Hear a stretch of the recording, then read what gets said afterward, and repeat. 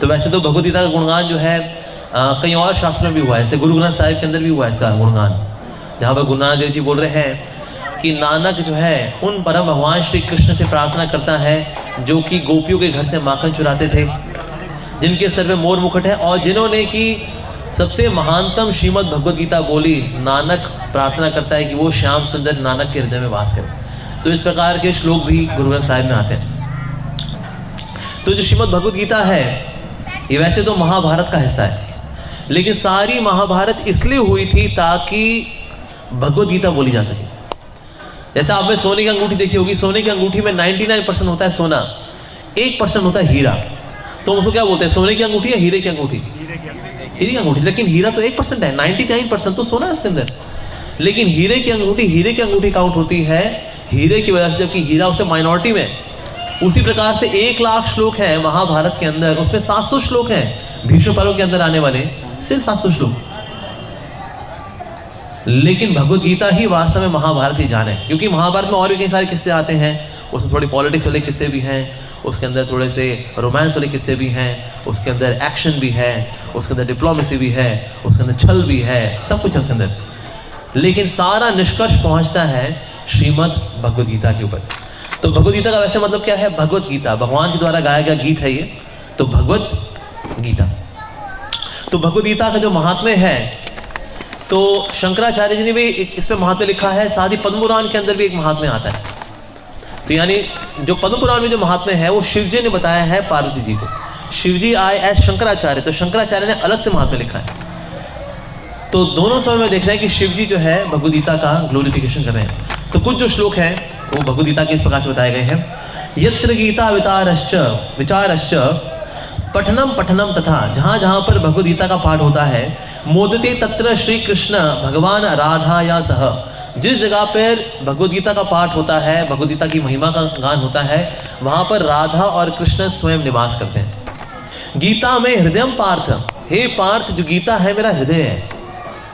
जो श्रीमद् भगवद गीता है भगवान श्री कृष्ण का हृदय है ये। गीता में सारम उत्तमम, जो सारे शास्त्रों का सार है, सार में जो उत्तम सार है वो है श्रीमद् भगवद गीता।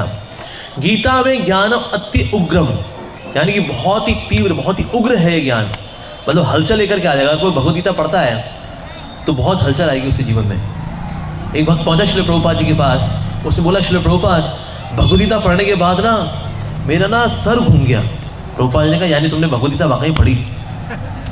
जो पढ़े कुछ हुआ ही नहीं उसको। कहते पढ़ा हमने, कुछ हुआ ही नहीं। कहते तुमने पढ़ी क्या बांगड़ू? फिर अगर पढ़े तो कुछ हो जाए आपके साथ। करे क्या हो गया मेरी जिंदगी में भैया, आप तो पूरा उलट फेर हो गए जिंदगी के अंदर। यानी कि आपने भगवद गीता वाकई पढ़ी, क्योंकि गीता जो है क्रांति लेकर के आती है।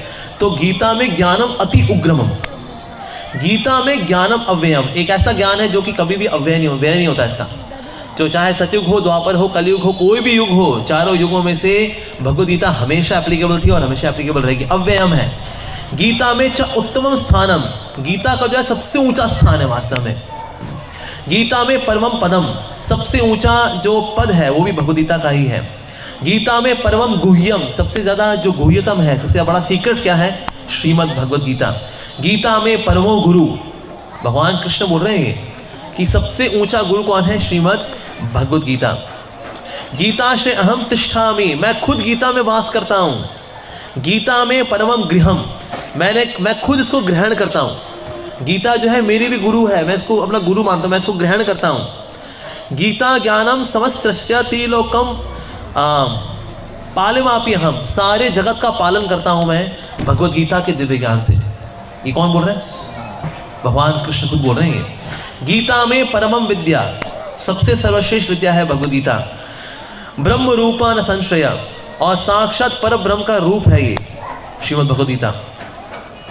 अर्धमात्र हृदय नित्यम अनिवचनीय पदात्मिका, अगर कोई इसका 1/4 भगवद गीता के हर रोज श्लोक का पाठ करता है तो उसको सूर्यदेव के लोक विवस्वान के पास वास मिलेगा। और अगर कोई रोज आधे श्लोक का पाठ करता है तो उसको शिव जी के लोक में वास मिलेगा।